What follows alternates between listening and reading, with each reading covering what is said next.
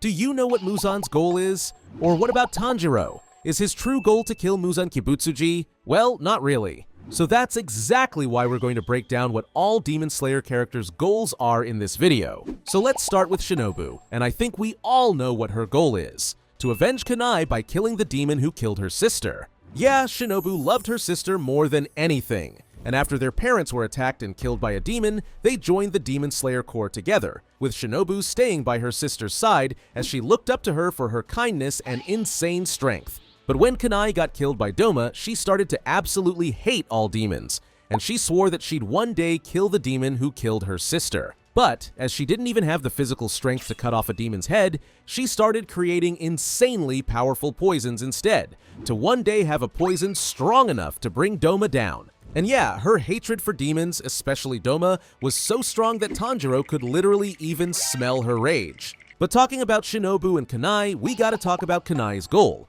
making peace with demons. Yup, you heard that right. Even though her and Shinobu's parents were killed by a demon, Kunai still dreamed of someday being able to live peacefully alongside demons, as despite all the suffering and death they've caused on humans, she seriously felt sorry for them. She even felt sorry for Doma for being so empty inside, even as she was dying. Yeah, this girl is just such a kind person. But now, let's move on to Zenitsu, and his ultimate goal: to marry Nezuko. Despite being a total crybaby and a scaredy cat, whenever Nezuko's in danger, Zenitsu will blast through every single demon to make sure she's safe. Yeah, he's obsessed with her and just so in love with her. I mean, he literally chases her around a room trying to hug her, begs her to marry him every chance he gets, and never misses an opportunity to tell her how amazing she is. So even though Tanjiro isn't exactly thrilled about the idea of Zenitsu marrying his sister, Zenitsu will never stop trying to make her his wife. But is Nezuko's goal to marry Zenitsu?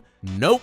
Her real goal is to protect her brother. Since Tanjiro is her big brother and her only remaining family member alive after their entire family got wiped out by Muzan, Nezuko, who's usually this adorable, calm, and super happy girl, will turn into this raging monster whenever someone tries to attack her brother. Yeah, she's insanely protective of her brother, and we've seen over and over again how she'll put her life on the line just to keep him safe, as she just loves her brother more than anything. Moving on to Inosuke, and his goal is to become the strongest. Yeah, he's always fighting demons, picking fights with humans, and challenging literally anyone just to prove how insanely powerful he is. Like, he's always trying to throw hands with Tanjiro, and he even tried to fight Giyu even though he was super injured and Giyu was clearly way out of his league. But Inosuke seriously doesn't care. He just wants to fight everyone to show off his strength. Like, remember when everyone got thrown into the Infinity Castle? Yeah, they were all shocked and freaking out. But Inosuke? He was just super pumped and ready to take on anyone coming his way.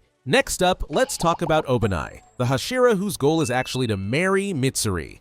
Ever since the first day he saw her, he instantly fell in love with her. And from that moment, he's been super protective of her, doesn't like it when other people call her dumb, and he even gets her little gifts, like those green socks that she wears with her uniform. He also gets super jealous whenever he sees Mitsuri laughing and smiling around other guys, like this guy, which is why Obanai hates him. But yeah, even though he's totally in love with her, he's way too shy to actually confess her feelings for her, so he just quietly admires her from afar. Still, his goal is to one day have the courage to ask her to be his wife. And talking about Mitsuri, we have to talk about her goal, which is actually pretty funny, since her one goal in life is to find a husband. Yup. But why though? Well, before she joined the Demon Slayer Corps, Mitsuri was a cheerful girl with a massive appetite, and she even got this unnatural pink-green hair color from eating too much Sakura mochi. So people started calling her a freak, and the guy who was supposed to marry her at 17 straight up rejected her for it. So after that, she dyed her hair black and pretended to be this weak, quiet girl, which led her to actually find a partner. However, he also left her. And that's when she met Kagaya, who told her to be proud of who she was and that her strength was a gift. So she joined the Demon Slayer Corps, but not just to fight demons, but to actually find a husband who was stronger than her, which obviously was pretty difficult. However, Mitsuri liked Obanai for a long time, and he was stronger than her, so he's just perfect. But just like Obanai, she was too scared to confess to him as her trauma from her past held her back. Still, her goal is to find a husband, and she will never give up on her goal. Continuing with the Hashira, we've now got to talk about Sanemi, whose goal is actually pretty surprising, as his goal is to protect his little brother Genya. Yeah, I know, that sounds crazy, right? Especially since Sanemi looked like he's about to kill Genya half the time, like when he literally almost made him blind. But the truth is, he actually cares about his brother more than anything. Yeah, Genya's the only family he's got left after a demon attacked them when they were kids. So even though Sanemi acts all cold and harsh, it's only because Sanemi doesn't want him to be a demon slayer. He just wants Genya to live a normal life without the threat of demons. So, if that means he needs to make Genya blind so he can't be a demon slayer anymore, that's what Sanemi will do, because he'll do anything to protect his brother and make sure he's safe. But what is Genya's goal? It's to one day make peace with his brother. Although when they were kids, Genya and Sanemi were super close, until after their mom was turned into a demon, and Sanemi had no choice but to kill her. And in shock and anger, Genya called him a murderer, and that one word shattered their bond. Their relationship completely fell apart, and they went their separate ways. However, Genya never stopped loving his brother. So now all he wants is to make amends with him, and to have Sanemi see him, acknowledge him, and be proud of the man he's become. So even though Sanemi makes it really hard, Genya's dream is to finally reconcile and be brothers again. Now we've got Giyu Tomioka, and his goal is actually to die. Well, kinda. See, Giyu suffers from survivor's guilt, which means that he feels super guilty for being the one who lived while everyone else around him died. His sister was killed when he was just a kid, and later, Sabato also died during the final selection, while Giyu only survived out of pure luck.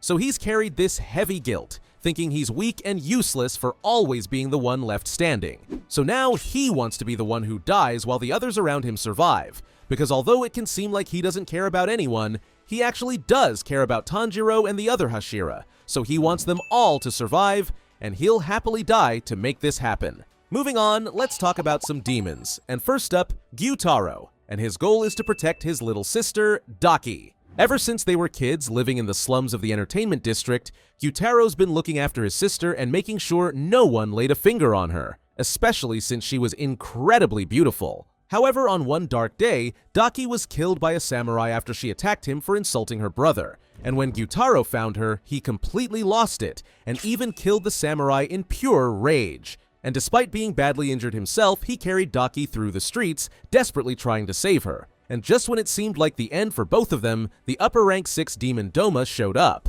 and instead of killing them, he offered them his blood, turning them both into demons. And from that moment on, Gyutaro swore he'd never let anything happen to his sister again. Another demon we gotta talk about is Akaza, and his goal is to kill Doma. Yeah, some might say his real goal is to become the strongest demon ever. But nah, I would say it's to kill Doma, as he just hates him with a burning passion. Because even though Akaza became a demon way before Doma, Doma zoomed up the ranks and passed him like it was nothing, which really pissed Akaza off. Not only that though, but Akaza despises how Doma treats women, since Doma literally toys with them and eats them. He even tried to convince Akaza to eat women too. And if you don't know, Akaza never hurts women at all because of his past. Add Doma's fake, annoying, cheerful attitude on top of all that, and yeah, Akaza will just start raging by looking at him. So yeah, if there's one thing Akaza wants more than anything, it's to get strong enough to finally end Doma for good. Talking about Doma, his goal is actually to marry Shinobu. Crazy, right?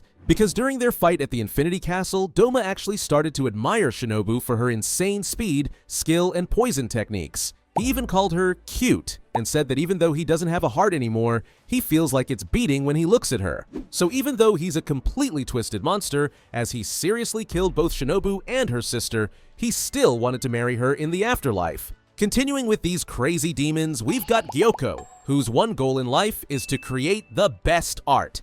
Because ever since Gyokko became a demon, he's been obsessed with fish and corpses. Yeah, I know, he's a monster. So anyway, he would literally turn his victims into art pieces, twisting their bodies into these horrifying statues to fit his messed up artistic view. And yeah, he just loves his art. Like when Muichiro called his art ugly, he got so angry he literally started bleeding from rage. So yeah, he just wants everyone to recognize his art as the most beautiful in the world. Next up, Kokushibo, and he wants to become the strongest swordsman in history. Now, if you didn't know, Kokushibo is actually Yoriichi's twin brother. Yup, that Yoriichi. However, Kokushibo could never catch up to his brother's insane skill, so he was super jealous of him and just straight up hated him. So later, Kokushibo seriously just abandoned his family to become a demon slayer and join Yoriichi to eventually surpass him, and that's when he created moon breathing and even awakened his demon slayer mark. But he was still not as powerful as his brother, and that frustration eventually pushed him into the arms of Muzan. Yeah, desperate to surpass Yoriichi, he abandoned his humanity and became a demon, transforming into Kokushibo. But even as a demon, he was still not as strong as Yoriichi once was, so he keeps training every single day to one day be stronger than him. The last demon we gotta talk about is Muzan, and his goal is to find the blue spider lily. Why though? Well, this mythical flower was an ingredient in the experimental medicine that turned him into a demon. However, he killed the doctor who made the drug before it was even completed. So now Muzan thinks this flower is the key to completing the drug, which would grant him immunity to sunlight and make him invincible, so he can conquer the world. But moving on from the scary demons, we've got Kaguya Ubuyashiki, who only wants one thing in life, and that's to kill Muzan. See, thousands of years ago, the Ubuyashiki clan was actually related to Muzan, the first ever demon, and because their bloodline produced the first demon, they were cursed, where every male born into the Ubuyashiki family has this deadly disease that slowly spreads across their body like burns, killing them while still being really young. So desperate to end the curse, the family once turned to a priest who told them that the only way to lift the curse was to kill Muzan. And that's exactly what Kaguya's trying to do. But he's not just trying to end the curse for his own sake, he's fighting to free humanity from Muzan's darkness once and for all. And someone else whose goal is to kill Muzan is none other than Gyomei. Because not only does Gyomei absolutely hate demons after one slaughtered nearly all the orphans at his temple, but he also owes his life to Kaguya. Yeah, after Kaguya saved him from being executed for being blamed for all the kids' deaths, Gyomei is forever indebted to him and will do anything Kaguya says, as he's super loyal to him. So if Kaguya says Muzan has to die, then Gyomei's making that his life's purpose. But what about Kyojuro Rengoku and his goal? Well, he had a very honorable goal, and that was to protect the weak. Ever since he was just a kid, he was crazy strong and super talented. And that's when his mom told him that it was the duty of those born with strength to help the others who weren't. And that's exactly how he lived his life as the Flame Hashira. He dedicated everything to defending the innocent and fighting for others, which is why he liked Tanjiro and the gang a lot, as they gave their all to save the people on the Mugen train from getting hurt.